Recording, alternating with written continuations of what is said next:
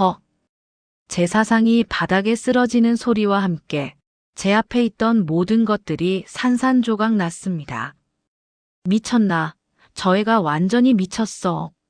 친척들의 비명소리가 들렸지만 저는 그저 무릎을 꿇은 채 바닥을 쳐댈 뿐이었습니다. 아버지, 아버지.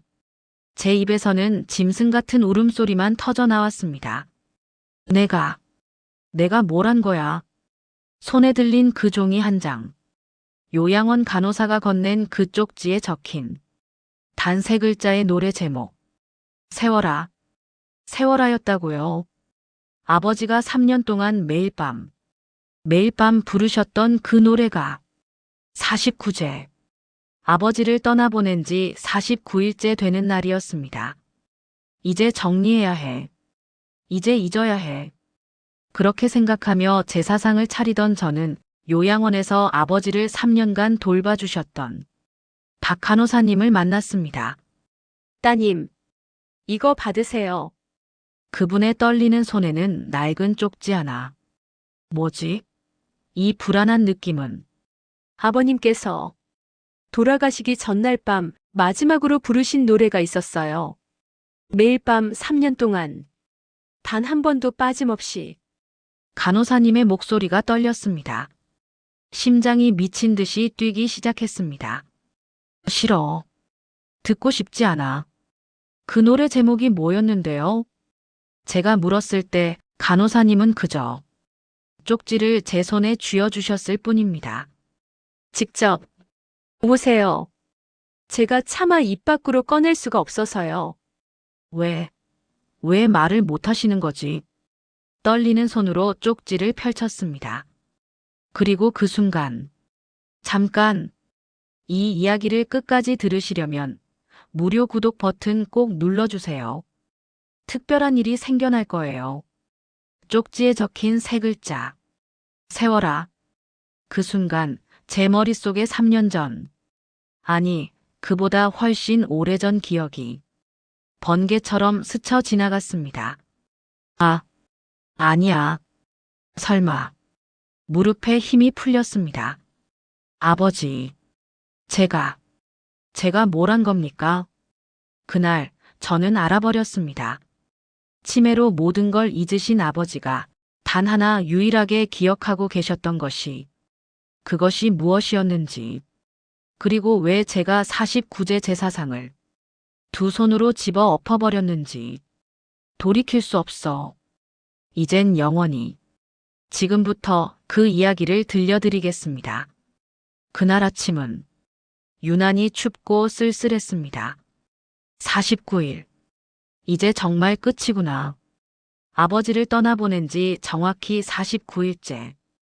불교에서는 이날이면 망자가 완전히 이승을 떠나 저승으로 간다고 하죠. 이제 진짜 보낼 시간이야.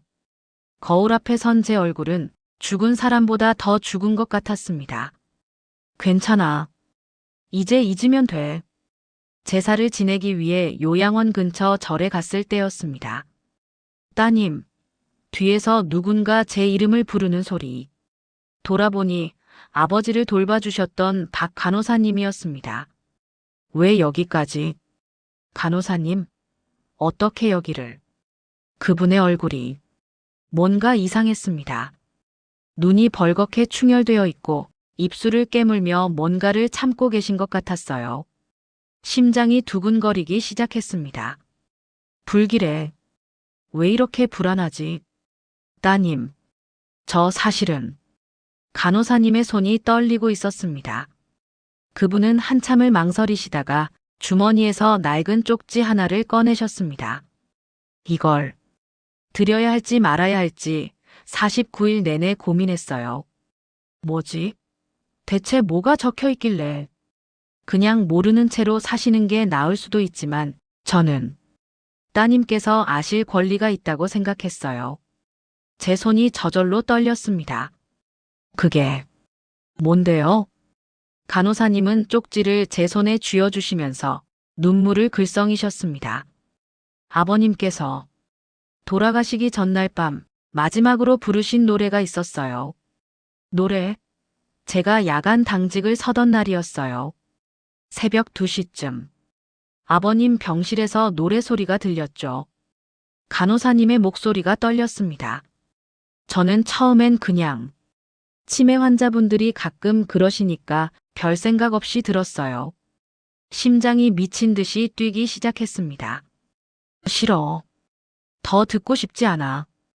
그런데 그 노래를 3년 동안 단 하루도 빠짐없이 부르셨다는 걸 알았을 때 간호사님이 제 손을 꽉 잡으셨습니다. 따님, 저는 그냥 간호사로서 알려드려야 한다고 생각했어요. 아버님의 마지막 마음을. 무서워. 정말 무서워. 제 손에 쥐어진 쪽지. 그 작은 종이 한 장이 마치 폭탄처럼 느껴졌습니다. 그 노래 제목이 뭐였어요? 제가 떨리는 목소리로 물었을 때 간호사님은 그저 제 손을 한 번 더 꽉 쥐어주셨을 뿐입니다. 직접 보세요. 저는 차마 입 밖으로 꺼낼 수가 없어서요. 왜 말을 못 하시는 거야? 그리고 따님, 한 가지만 더 말씀드릴게요. 간호사님의 눈에서 눈물이 주르륵 흘러내렸습니다. 아버님은 그 노래를 부르실 때마다 딱 한 분의 이름을 부르셨어요. 온몸이 얼어붙었습니다. 누구요? 간호사님이 제 귀에 대고 속삭였습니다. 수진아, 수진아, 따님 이름을요. 그 순간 제 안에서 뭔가가 무너져 내렸습니다. 아니야, 아니야, 제발, 저는 이만. 간호사님은 그렇게 돌아서시면서 마지막으로 한마디를 남기셨습니다. 후회하지 마세요. 아버님은 분명 따님을 사랑하셨을 거예요. 혼자 남겨진 저는 떨리는 손으로 그 쪽지를 펼쳤습니다. 거기에는 간호사님의 흐릿한 필체로 단 3글자가 적혀 있었습니다. 세월아, 세월. 아, 그 순간 제 머릿속에서 뭔가가 번개처럼 스쳐 지나갔습니다. 아니. 무릎에서 힘이 쭉 빠졌습니다. 이럴 수가 없어. 안 돼. 제발. 이건 아니야. 쪽지를 움켜쥔 채 저는 그 자리에 주저앉고 말았습니다. 왜냐하면 세월아라는 그 노래가 저와 아버지에게 어떤 의미였는지 그 기억이 쓰나미처럼 밀려왔기 때문입니다. 기억했구나. 아버지는 기억하고 계셨구나. 그런데 세월아가 대체 왜 중요한 걸까요? 왜 치매로 모든 걸 잊으신 아버지가 유독 그 노래만은 기억하셨을까요? 그 이유를 알려면 35년 전 제가 겨우 17살이던 그 여름으로 돌아가야 합니다. 1990년 제가 고등학교 2학년이던 그 여름. 더워 죽겠네. 에어컨 좀. 저는 그저 평범한 사춘기 소녀였습니다. 공부보다는 친구들과 놀러 다니는 게 좋았고 집에 오면 아버지와 싸우는 게 일상이었죠.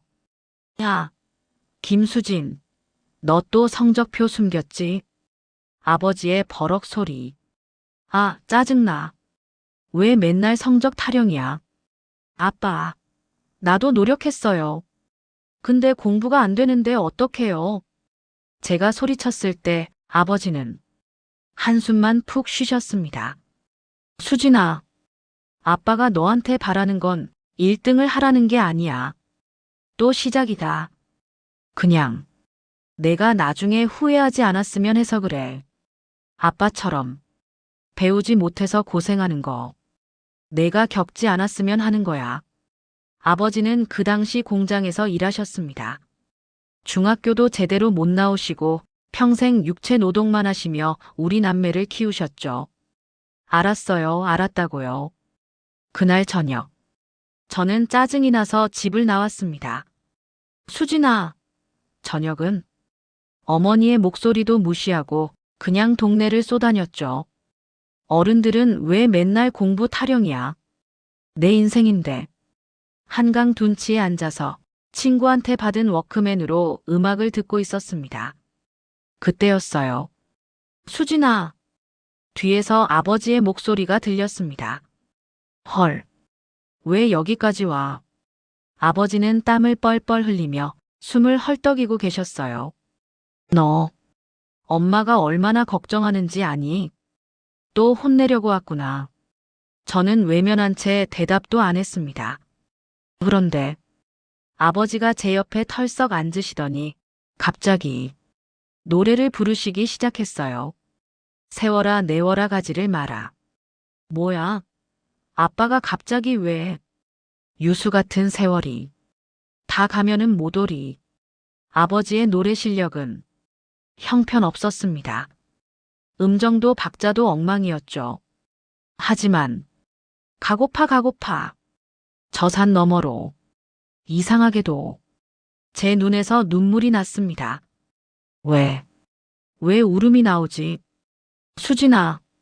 아버지가 노래를 멈추고 말씀하셨습니다. 아빠 어렸을 때 이 노래를 들으면서 많이 울었어. 아빠가? 아빠 아버지, 그러니까 내 할아버지 말이야. 6.25 때 돌아가셨거든. 처음 듣는 이야기였습니다. 아빠가 겨우 5살 때였어. 할아버지가 전쟁터에서 돌아가시고 할머니랑 둘이서 너무 힘들게 살았지. 아버지의 목소리가 떨렸습니다. 할머니가 매일 밤 이 노래를 부르시면서 우셨어. 세워라 가지 마라. 내 아버지 올 때까지. 그러시면서 아빠가 그런 어린 시절을. 그래서 아빠는 맹세했어. 내 자식만큼은 절대 나처럼 못 배우고 고생하게 하지 말자고. 아버지가 제 어깨를 감싸 안으셨습니다. 수진아, 아빠가 너한테 화내는 건 널 미워해서가 아니야. 아빠, 그냥 내가 나중에 이 세월아를 부르면서 후회하는 사람이 되지 않았으면 해서 그래. 그날 저는 처음으로 아버지를 이해했습니다. 아니, 이해했다고 생각했습니다. 아빠도 힘들었구나. 아빠 미안해요. 앞으로 조금씩 노력할게요. 제가 눈물을 훔치며 말했을 때 아버지는 활짝 웃으시며 제 머리를 쓰다듬어 주셨어요. 그래, 우리 딸. 아빠는 내가 행복했으면 좋겠어. 그게 아빠 소원이야. 그날 밤 집으로 돌아오는 길에 아버지가 다시 한번 세월아를 불러주셨습니다. 수진아, 이 노래 기억해. 나중에 아빠 생각날 때마다 이 노래 불러. 네, 아빠. 잊지 않을게요. 약속이다. 약속이에요. 그게 제가 아버지와 나눈 마지막 제대로 된 대화였습니다. 왜냐하면 그 이후로 35년 동안 저는 세월아라는 그 노래를 단 한 번도 떠올리지 않았으니까요. 나 완전히 잊고 살았구나. 아름다운 추억이죠. 하지만 저는 이 약속을 지키지 못했습니다. 아니, 지킬 생각조차 하지 않았죠. 그 대가가 얼마나 잔인한 것인지도 모른 채. 다음 이야기는 제가 어떻게 아버지를 배신했는지에 대한 고백입니다. 2018년. 제 나이 45.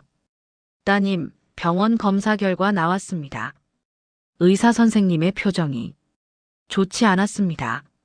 설마 아버님이 초기 치매로 보입니다.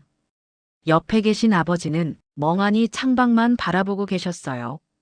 심장이 철렁 내려앉았습니다. 치매? 아빠가? 아직 초기라서 진행 속도를 늦출 순 있지만 완치는 어렵습니다. 의사는 계속 설명했지만 제 귀에는 아무것도 들어오지 않았습니다. 따님, 들으세요? 안 돼. 이럴 순 없어. 그때 아버지가 갑자기 말씀하셨어요. 수진아, 나 밥 먹었니? 제 가슴이 찢어지는 것 같았습니다. 그날부터 악몽이 시작됐습니다. 아버지는 점점 기억을 잃어가셨어요.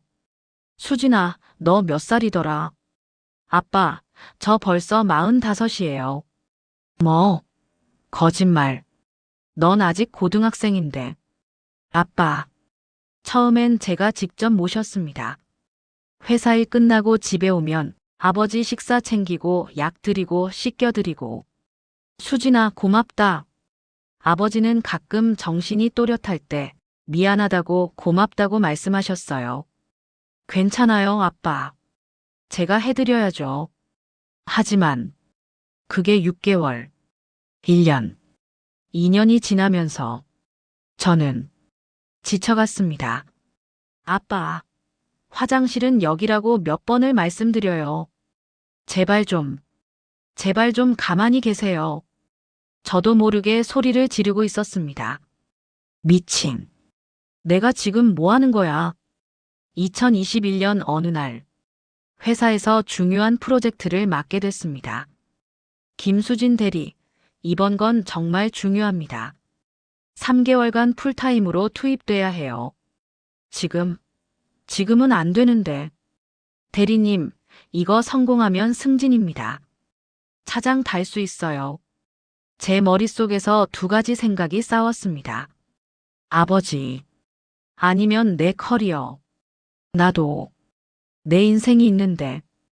그날 밤, 집에 돌아왔을 때 아버지는 또 거실 바닥에 대소변을 보고 계셨습니다. 아빠, 또요. 저는 폭발하고 말았습니다. 제발 좀. 나도 사람이에요. 나도 힘들다고요. 미쳤나 봐. 진짜 미쳤나 봐. 아버지는 그저 어린아이처럼 울기만 하셨어요. 미안해. 수진아. 그리고 그 다음 날, 저는 결정을 내렸습니다. 여보세요? 요양원이죠? 상담 좀 받고 싶은데요. 이게 맞는 건가? 전화를 끊는 순간 죄책감이 밀려왔지만 저는 외면했습니다. 어쩔 수 없어. 나도 살아야 하잖아. 2022년 3월 15일. 아버지를 요양원에 모시던 날. 아빠, 여기서 잠깐만 계세요. 금방 모셔갈게요. 거짓말이었습니다. 금방은 아닐 거야. 아버지는 제 손을 꽉 잡으셨어요. 수진아, 나 여기 있기 싫어. 제 심장이 찢어졌습니다. 아빠, 여기가 더 좋아요. 전문 간호사분들이 계시고 아빠한테 더 좋다니까요. 수진아, 나 집에 가고 싶어. 아버지의 목소리에 눈물이 배어 있었습니다. 안 돼. 울면 안 돼. 지금 울면 무너져. 아빠, 제가 주말마다 올게요. 걱정하지 마세요. 또 거짓말이었습니다. 요양원 문을 나서는 순간 뒤에서 아버지의 목소리가 들렸습니다. 수진아. 저는 뒤도 돌아보지 않고 차에 탔습니다. 엔진을 켜고 악셀을 밟고 요양원에서 멀어지면서 미안해. 아빠. 정말 미안해. 눈물이 와르르 쏟아졌습니다. 그날 이후 저는 정말로 일주일에 한 번 방문했습니다. 처음 한 달 동안은요. 그 다음엔 2주에 한 번. 그 다음엔 한 달에 한 번. 그리고 이번 주는 좀 바빠서 다음 달에 갈게요. 결국 3개월에 한 번. 6개월에 한 번. 언제 마지막으로 갔더라?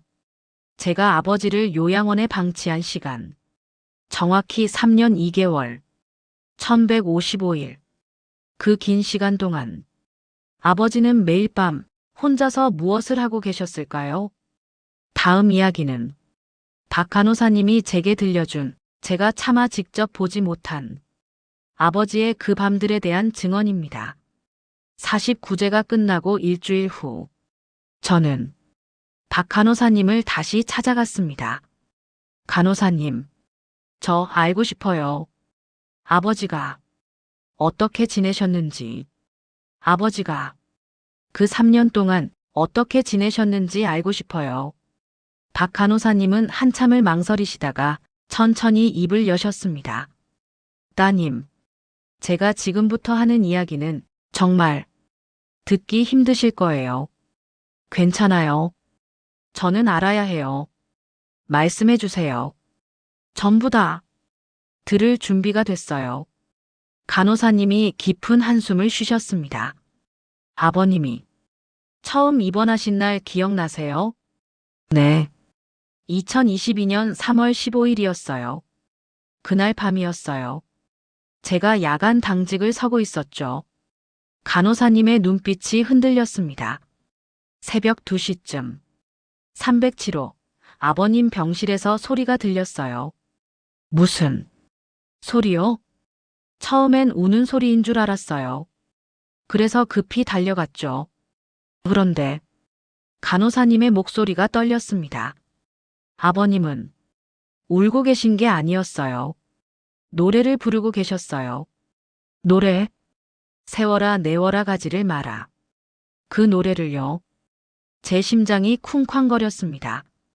그때부터 였나요? 네. 그때부터 매일 밤 정확히 새벽 2시만 되면 간호사님이 눈물을 글썽였습니다. 아버님은 그 노래를 부르셨어요.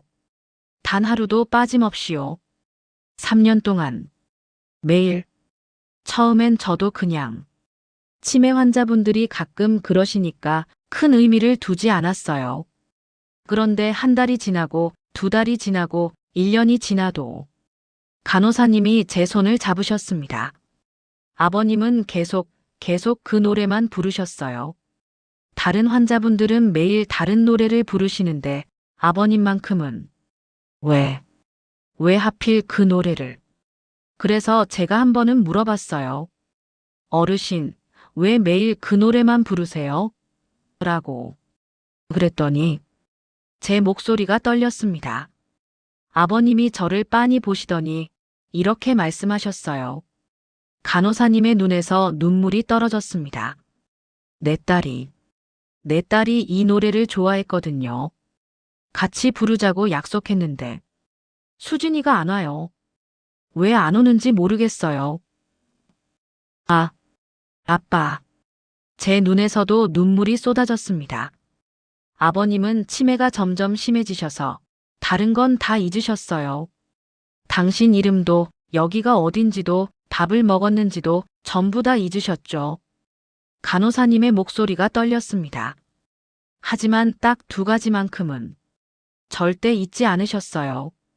2가지? 첫 번째는 따님 이름이었어요. 수진아, 수진아. 하루에도 수십 번씩 부르셨죠. 제 가슴이 찢어지는 것 같았습니다. 그리고 2번째는 간호사님이 제 눈을 똑바로 바라보셨습니다. 세월아였어요. 그 노래만큼은 절대 잊지 않으셨어요. 한 번은 제가 여쭤봤어요. 어르신, 딸분이 왜 안 오실까요? 라고. 그랬더니 아버님이 이렇게 대답하셨어요. 간호사님의 목소리가 끊어졌습니다. 바쁜가 봐요. 우리 딸 바쁜가 봐. 괜찮아요. 나중에 시간 나면 오겠죠. 나는 기다릴 수 있어요. 제발 그만. 하지만 간호사님은 계속하셨습니다. 그러면서도 매일 밤 새벽 2시만 되면 침대에 앉아서 그 노래를 부르셨어요. 왜? 하필 새벽 2시였어요? 제가 떨리는 목소리로 물었을 때 간호사님이 대답하셨습니다. 아마도 따님이 올 것 같은 시간이었던 것 같아요. 무슨 말씀이세요? 치매 환자분들은 시간 개념이 없으시잖아요. 그래서 새벽을 저녁이나 낮으로 착각하시는 경우가 많죠. 설마. 네. 아버님은 아마 새벽 2시를 따님이 퇴근하고 올 시간이라고 생각하신 것 같아요. 제 입에서 신음이 새어나왔습니다. 그래서 매일 밤 수진아 올 시간이다 싶으면 준비를 하신 거예요. 준비. 머리도 빗으시고 옷도 단정하게 여미시고 침대 모서리에 앉아서 간호사님이 눈물을 훔쳤습니다. 문을 빤히 보시면서 세월아를 부르신 거예요. 딸이 오면 같이 부르려고. 그 말을 듣는 순간 제 안에 있던 모든 것이 무너졌습니다. 아버지. 저는 그 자리에서 무너져 내렸습니다. 나는 뭘 한 거야? 나는 대체 뭘 한 거야? 3년 동안, 1155일 동안 아버지는 매일 밤 저를 기다리며 그 노래를 부르셨습니다. 그런데 왜 하필 세월하였을까요? 그 노래가 우리에게 어떤 의미였기에 치매에 걸린 아버지의 마지막 기억으로 남은 걸까요? 다음 이야기는 제가 35년 만에 떠올린 그 여름날의 진짜 의미입니다. 박 간호사님과의 대화가 끝난 후 저는 혼자 차 안에 앉아 있었습니다. 세월아, 세월아, 계속 중얼거리면서 왜 그 노래였을까? 그때 갑자기 35년 전 그 여름날의 기억이 완전히 다른 의미로 다가왔습니다. 아빠, 제 입에서 떨리는 목소리가 나왔어요. 나 완전히 오해하고 있었구나. 한강 둔치에서 아버지가 세월아를 불러주시던 그날. 수진아, 이 노래 기억해. 나중에 아빠 생각날 때마다 이 노래 불러. 저는 그때 그 말을 아빠가 나를 사랑한다는 표현으로만 받아들였습니다. 하지만 진짜 의미는 아버지가 하신 다른 말들이 하나씩 떠올랐습니다. 할머니가 매일 밤 이 노래를 부르시면서 우셨어. 세월아 가지 마라. 내 아버지 올 때까지. 라고. 올 때까지. 올 때까지라고. 아빠는 내가 나중에 이 세월아를 부르면서 후회하는 사람이 되지 않았으면 해서 그래. 그 순간 번개를 맞은 것처럼 모든 게 이해됐습니다. 아버지는 알고 계셨구나. 자신이 늙어가고 있다는 것을. 언젠가는 기억을 잃을 수도 있다는 것을. 아버지가 세월아를 가르쳐 주신 건 단순히 추억을 공유하기 위해서가 아니었습니다. 경고였구나. 자신을 잊지 말라는. 세월이 흐르면 사람은 늙고 자식은 바빠지고 부모는 잊혀진다. 그래서 세월아 가지 말아였구나. 제 입에서 신음이 새어나왔습니다. 아버지는 자신이 잊혀질까봐 두려워하셨던 거야. 그리고 나는 진짜로 잊었지. 차 안에 혼자 앉아서 저는 기억을 더듬기 시작했습니다. 그 이후로 내가 언제 아버지와 제대로 된 대화를 했더라. 대학 입학할 때? 아니, 그때도 친구들이랑 노느라 바빴지. 결혼할 때? 아니, 그때도 신랑이랑 신혼여행 가느라.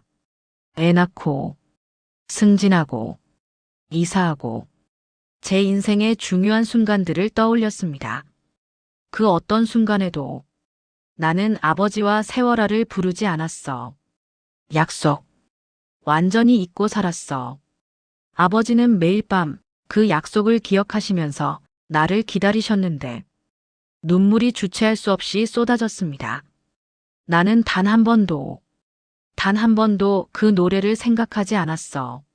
아버지, 얼마나 외로우셨을까. 그때 또 다른 기억이 떠올랐습니다. 아버지가 치매 진단을 받던 날 병원을 나오면서 하신 말씀. 수진아, 너 잊을 것 같아서 무서워. 당시 저는 대수롭지 않게 넘겼죠. 아빠, 무슨 소리예요? 제가 있잖아요. 하지만 진짜 의미는 내가 너를 잊을까봐가 아니라 내가 나를 잊을까봐였구나. 아버지는 알고 계셨어.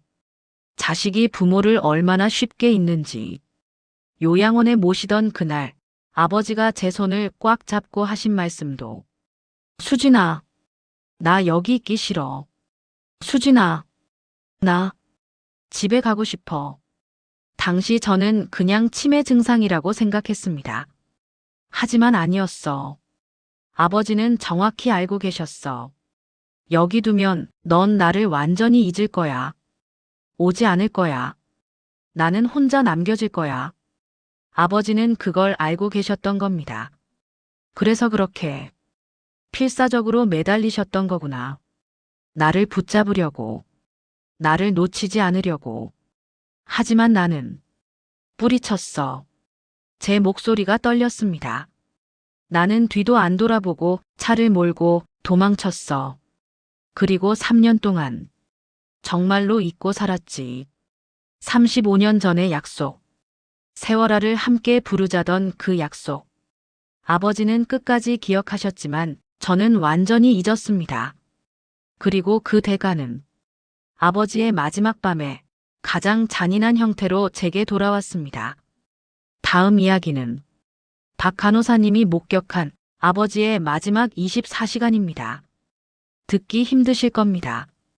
저도 듣는 게 너무 고통스러웠으니까요. 며칠 후, 저는 다시 박 간호사님을 찾아갔습니다. 간호사님, 아버지의 마지막 날, 그날 무슨 일이 있었는지 알고 싶어요. 전부 다 알아야 해. 박 간호사님은 깊은 한숨을 쉬셨습니다. 따님, 정말 들으실 거예요? 네. 제가 알아야 할 권리가 있어요. 간호사님이 고개를 끄덕이셨습니다. 그날은 2025년 1월 28일이었어요. 제가 야간 당직을 서고 있었죠. 아버님 상태가 많이 안 좋으셔서 계속 지켜보고 있었어요. 얼마나 안 좋으셨는데요? 저녁 8시쯤 아버님이 갑자기 정신이 또렷해지셨어요. 정신이 또렷해지셨다고요? 네. 치매 말기 환자분들이 가끔 그러세요. 돌아가시기 직전에 잠깐 동안 정신이 완전히 돌아오시는 경우가 있어요. 간호사님의 목소리가 떨렸습니다. 의학적으로는 임종전 각성이라고 부르죠. 아버지가 정신이 돌아오셨다고. 그때 아버님이 저를 부르셨어요. 간호사님, 간호사님, 이라고. 그래서 제가 급히 달려갔죠. 간호사님의 눈에 눈물이 고였습니다. 아버님이 완전히 정상이셨어요. 눈빛도 말투도 표정도. 그래서 제가 물었어요. 어르신, 정신이 드세요? 라고. 그랬더니 아버님이 이렇게 대답하셨어요. 간호사님이 눈물을 닦으셨습니다. 그러게요. 내가 왜 여기 있는지 모르겠네요. 우리 딸은, 수진이는 어디 있어요? 제 심장이 멎는 것 같았습니다. 그래서 뭐라고 하셨어요? 저는 거짓말을 할 수가 없었어요. 간호사님이 제 손을 잡으셨습니다. 따님은 요즘 많이 바쁘셔서 자주 못 오신대요. 라고 했죠. 그랬더니 간호사님의 목소리가 끊어졌습니다. 아버님이 웃으시면서 그렇겠지. 우리 딸 바쁘겠지. 나는 괜찮아요. 라고 하시는 거예요. 아버지. 그리고는 창밖을 보시면서 혼자 중얼거리셨어요. 뭐라고? 중얼거리셨어요? 제 목소리가 떨렸습니다. 세월아. 정말 빠르네. 내 딸이 벌써 이렇게 컸구나. 나는 내 역할을 다한 건가? 그 순간 저는 숨을 쉴 수가 없었습니다. 그리고 저녁 9시쯤 아버님이 또 저를 부르셨어요. 간호사님, 부탁이 하나 있어요. 라고. 무슨 부탁이셨어요? 제가 딸한테 전화 한 통만 할 수 있을까요? 간호사님의 눈에서 눈물이 떨어졌습니다. 그래서 제가 따님 전화번호를 물어봤죠. 그런데 아버님이 기억을 못 하시는 거예요. 010에 010인데 그 다음이 기억이 안 나네. 제 가슴이 찢어졌습니다. 딱 3분 정도 또렷하셨던 건데 다시 기억이 사라지기 시작한 거예요. 저는 어쩔 수 없이 제가 가진 보호자 연락처로 따님께 전화를 드렸어요. 라고요? 네. 그날 저녁 9시 15분경 제가 따님 휴대폰으로 전화를 드렸어요. 그 순간 제 머릿속이 하얘졌습니다. 잠깐만요. 저한테 전화가 왔었다고요? 나는 전화를 받았나? 필사적으로 기억을 떠올려 봤습니다. 1월 28일 저녁 9시 그날 저는 회식 자리에 있었습니다. 안 돼. 휴대폰을 꺼내서 통화 기록을 확인했습니다. 요양원 2025 1월 28일 9시 15분. 제 입에서 신음이 새어나왔습니다. 나 전화를 안 받았어. 회식 중이라서 무음으로 해놨었어.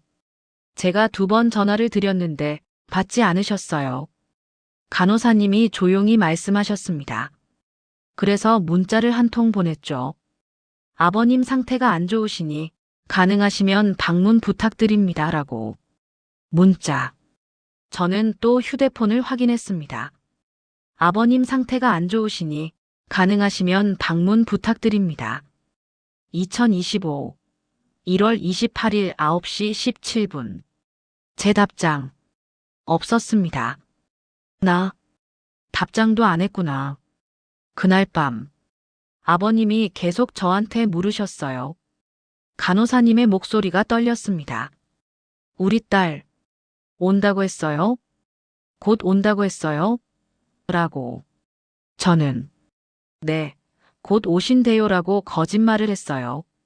아버님은 그 말을 믿으시고 침대 모서리에 앉으셔서 문을 계속 바라보셨어요. 기다리셨구나. 나를. 그러면서 세월아를 부르셨어요. 평소보다 더 큰 소리로, 더 또렷하게. 세월아 내월아 가지를 마라.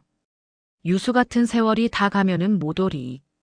간호사님이 아버지의 노래를 흉내 내셨습니다. 10시, 11시, 12시. 아버님은 계속 그 자리에 앉아서 문을 보시면서 노래를 부르셨어요. 새벽 1시쯤 제가 어르신 이제 주무세요 라고 했죠. 그랬더니 아버님이 아니에요. 우리 딸 오면 깨워야 해요. 같이 노래 부르기로 했거든요. 라고 하시는 거예요. 제 눈에서 눈물이 멈추지 않았습니다. 새벽 2시, 3시, 4시. 아버님은 계속 앉아 계셨어요. 너무 힘드실 텐데도. 간호사님이 흐느꼈습니다. 그러다가 새벽 5시쯤 갑자기 아버님 상태가 급격히 나빠지기 시작했어요. 호흡이 불규칙해지고 맥박이 떨어지기 시작했죠. 저는 급히 응급 조치를 취하면서 동시에 따님께 다시 전화를 드렸어요. 그때도 전화가 왔었나? 다시 통화 기록을 확인했습니다. 요양원 2025 1월 29일 새벽 5시 23분. 그때 저는 잠들어 있었습니다. 회식하고 새벽에 들어와서 알람도 끄고 깊이 잠들어 있었죠. 나는 뭘 한 거야? 아버님의 마지막 말씀은 간호사님이 눈물을 훔치셨습니다. 수진아, 안 오네. 우리 약속했는데. 세월아, 함께 부르기로. 그리고 돌아가셨습니다. 새벽 5시 47분. 저는 혼자 문을 바라보신 채로 마지막까지 따님을 기다리시면서 간호사님이 더 이상 말을 잇지 못했습니다. 저는 그 자리에서 완전히 무너졌습니다. 아버지, 나는 정말 아버지는 마지막 순간까지 문을 바라보며 저를 기다리셨습니다. 세월아를 함께 부르기 위해, 35년 전의 약속을 지키기 위해. 하지만 저는 전화도 받지 않았고 답장도 하지 않았고 오지도 않았습니다. 그리고 그 3일 후 제가 마침내 아버지를 만났을 때 아버지는 이미 관 속에 누워 계셨습니다. 아버지가 돌아가시고 3일 후 장례식장. 고인의 명복을 빕니다. 문상객들의 인사. 이게 현실인가? 저는 멍하니 앉아 있었습니다. 언니, 그래도 이제 마음 편히 가셨을 거야. 동생이 제 어깨를 두드렸습니다. 마음 편히. 제 목소리에 냉기가 실렸습니다. 마음 편히. 아버지는 마지막까지 나를 기다리셨어. 마지막까지 문을 보면서 수진아, 수진아 부르셨대. 동생이 깜짝 놀랐습니다. 언니, 그걸 어떻게 해? 간호사한테 들었어. 전부 다 들었어. 장례 기간 3일 동안 저는 한마디도 하지 않았습니다. 밥도 먹지 않고 물도 마시지 않고 그저 멍하니 관 옆에 앉아 있었죠. 아버지, 미안해. 수진아, 이제 보내드려야지. 어머니가 제 손을 잡으셨습니다. 어머니, 저 아직 준비가 안 됐어요. 그래도 가셔야 해. 이제 보내드려야 해. 아니야. 아직 안 돼. 발인. 관이 장례식장을 떠나는 순간 아버지, 저는 관을 붙잡고 울부짖었습니다. 제발, 제발 가지 마세요. 저 아직 할 말이 남았어요. 약속. 우리 약속. 수진아, 나. 이제 놔줘야 해. 친척들이 저를 떼어냈습니다. 싫어요. 싫다고요. 아버지. 관이 점점 멀어져 갔습니다. 안 돼. 이렇게 보낼 순 없어. 화장. 아버지의 육신이 불타는 동안 저는 화장장 밖에서 바닥에 주저앉아 울었습니다. 아버지, 미안해요. 정말 미안해요. 세월아, 같이 부르지도 못했어. 49일이 지나갔습니다. 사람들은 하나둘 일상으로 돌아갔지만 저는 매일 밤 악몽에 시달렸습니다. 수진아, 수진아. 아버지가 부르는 목소리. 세월아, 내월아, 가지를 마라. 아버지의 노래소리. 우리 약속했는데. 마지막 말씀. 잊을 수가 없어. 평생 잊을 수 없어. 그리고 49제 날. 박 간호사님께 쪽지를 받던 그날. 세월아. 그 세 글자를 보는 순간 제 안에서 뭔가가 완전히 폭발했습니다. 친척들이 모두 모여 조용히 제사를 지내고 있었습니다. 자, 이제 절 올리고. 작은아버지의 말씀. 아버지. 저는 제사상을 바라보고 있었습니다. 그때 작은 어머니가 말씀하셨어요. 그래도 형님은 편히 가셨을 거야. 아무 한도 없으시고. 그러게, 치매 걸리셔서. 고생하신 것도 아니고. 라고. 친척들의 대화가 계속됐습니다. 요양원에서도 잘 모셔줬다며. 간호사들이 잘해줬다고. 그래, 수진이가 효녀지. 아버지 잘 모셨어. 효녀? 나를. 제 손이 떨리기 시작했습니다. 잘 모셨다고. 효녀라고. 미쳤나 봐. 언니, 괜찮아. 동생이 제 팔을 잡았습니다. 하지만 저는 이미 제정신이 아니었습니다. 효녀? 제 목소리가 떨렸습니다. 내가 효녀라고. 친척들이 저를 바라봤습니다. 나는 3년 동안 아버지를 방치했어요. 수진아, 지금 무슨 3년 동안 단 한 번도 제대로 찾아뵙지 않았어요. 제 목소리가 커졌습니다. 아버지는 매일 밤 혼자서 세월아를 부르시면서 나를 기다리셨어요. 그런데 나는 전화도 안 받았어요.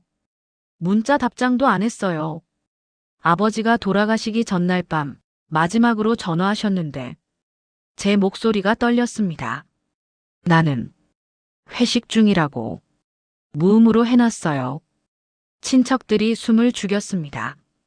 아버지는 새벽 5시까지 문을 바라보며 나를 기다리셨대요. 눈물이 주르륵 흘러내렸습니다. 수진아 온다. 같이 세월아 부르기로 했는데. 그러시면서 나는 잠들어 있었어. 그런데 지금 여기서 뭐 하는 거예요? 제 목소리가 비명처럼 커졌습니다. 아버지 편히 가셨다고. 잘 모셨다고. 효녀라고. 그 순간 제 안에 있던 모든 게 폭발했습니다. 거짓말이에요. 전부 다 거짓말이라고요. 저는 벌떡 일어섰습니다. 그리고 제 두 손으로 제 사상을 퍽 밀어 엎어버렸습니다. 으악! 음식이 쏟아지고 그릇이 깨지고 초가 넘어가는 소리. 수진아, 너 미쳤니? 친척들의 비명. 하지만 저는 그 자리에 무릎을 꿇고 바닥을 쳐대며 울부짖을 뿐이었습니다. 아버지, 미안해요. 정말, 정말 미안해요. 나는 최악의 딸이었어. 제가 잘못했어요. 제발 용서해 주세요. 주머니에서 쪽지를 꺼냈습니다. 세워라. 구겨진 종이를 펼쳐들고 아버지, 저 이제라도 부를게요. 이제라도. 그리고 떨리는 목소리로 35년 만에 그 노래를 불렀습니다. 세워라. 내워라. 목이 메었습니다. 가지를 마라. 눈물이 쏟아졌습니다. 유수 같은 세월이 숨이 막혔습니다. 다 가면은 못 오리. 그날 저는 완전히 무너졌습니다. 하지만 그게 끝이 아니었습니다. 그 이후 일주일 동안 저는 더 끔찍한 진실을 하나씩 알게 됐습니다. 마지막 이야기는 제가 발견한 아버지의 마지막 흔적들, 그리고 그 이후의 이야기입니다. 49제 소동 이후 일주일. 저는 요양원에 다시 갔습니다. 아버지 짐 정리하러 왔어요. 박 간호사님이 저를 307호실로 안내하셨습니다. 이곳에서 3년을 계셨구나. 문을 열었을 때 제 발이 멈췄습니다. 이게 침대 옆 작은 서랍. 거기에 뭔가가 가득 차 있었습니다. 뭐지? 서랍을 열었습니다.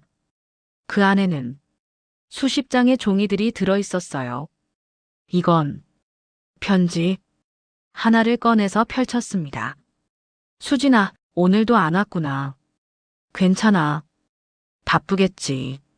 아빠는 기다릴 수 있어. 다음에 오면 세워라 같이 부르자. 2022년 5월 17일. 심장이 멎는 것 같았습니다. 다른 편지를 펼쳤습니다. 수진아, 오늘은 내 생일이지. 미역국 먹었니? 아빠가 끓여주고 싶은데. 빨리 왔으면 좋겠다. 2022년 9월 23일. 내 생일. 기억하고 계셨어. 또 다른 편지. 수진이야, 오늘 간호사가 그러는데. 너가 전화했다며. 아빠는 못 받았어. 다음에 꼭 받을게. 2023년 2월 14일. 전화. 내가 언제? 기억을 떠올려 봤습니다. 2023년 2월 14일. 그때 사무실에서 실수로 요양원 번호를 누른 적이 있었습니다.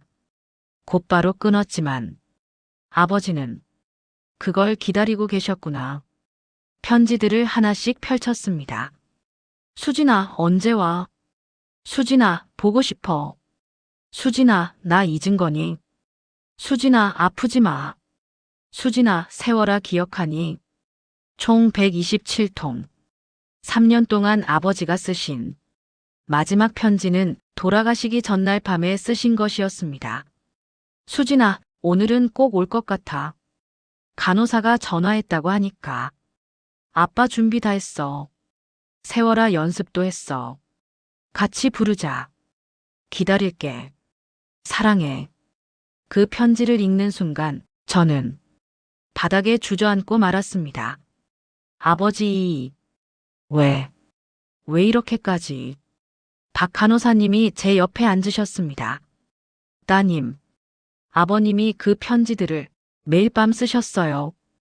치매가 심해져서 쓰는 순간순간 잊으셔도 그래도 매일 쓰셨어요.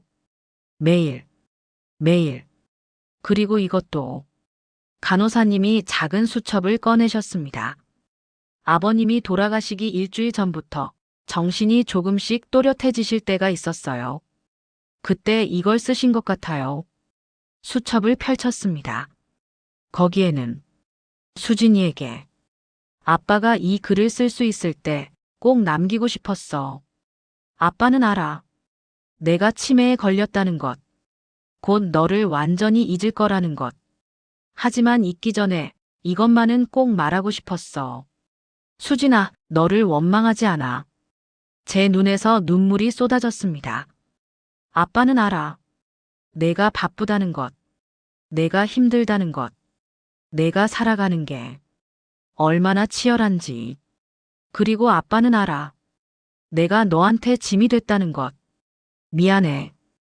아빠가 더 건강했어야 했는데 너한테 부담을 줘서. 아니야.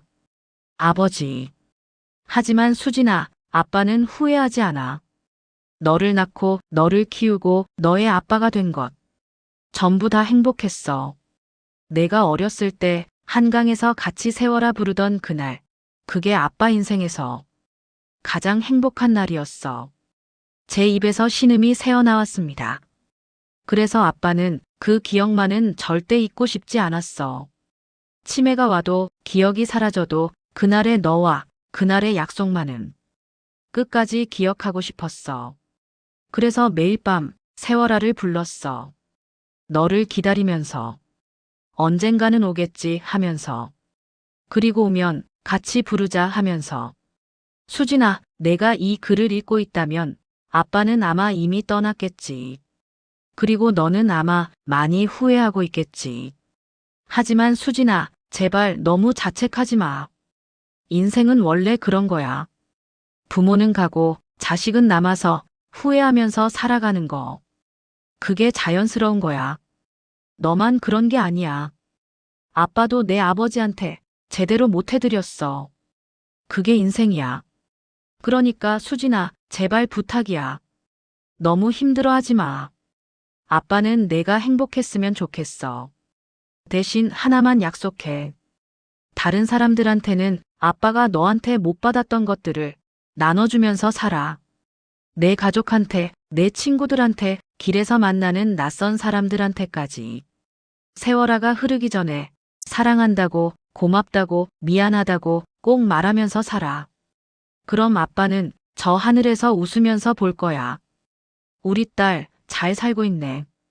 아빠가 자랑스럽네. 그러면서 수진아, 아빠는 너를 정말 사랑했어. 그리고 너는 아빠한테 최고의 딸이었어. 잊지 마. 아빠는 내가 자랑스러워. 세월아 가지 마라 라고 노래하지만 세월은 결국 가. 하지만 사랑은 남아. 기억은 남아. 그러니까 수진아, 아빠를 기억해주면 돼. 그것만으로도 충분해. 사랑해, 내 딸. 행복해라. 그게 아빠 마지막 소원이야. 아빠가 편지를 다 읽고 저는 한참을 울었습니다. 아버지, 아버지, 용서해 주시는 거예요? 정말 용서해 주시는 거예요? 저는 지금 아버지 산소 앞에 와 있습니다. 아버지, 저 왔어요. 매주 한 번씩 빠짐없이 찾아오고 있습니다. 아버지, 오늘도 세월아 불러드릴게요. 떨리는 목소리로 노래를 부릅니다. 세월아 내월아 가지를 마라. 이젠 울지 않고 부를 수 있게 됐습니다. 아버지, 저 이제 알았어요. 세월아 가지 마라는 세월을 붙잡으라는 게 아니라 지금 이 순간을 소중히 하라는 의미였다는 거요. 저 이제 열심히 살게요.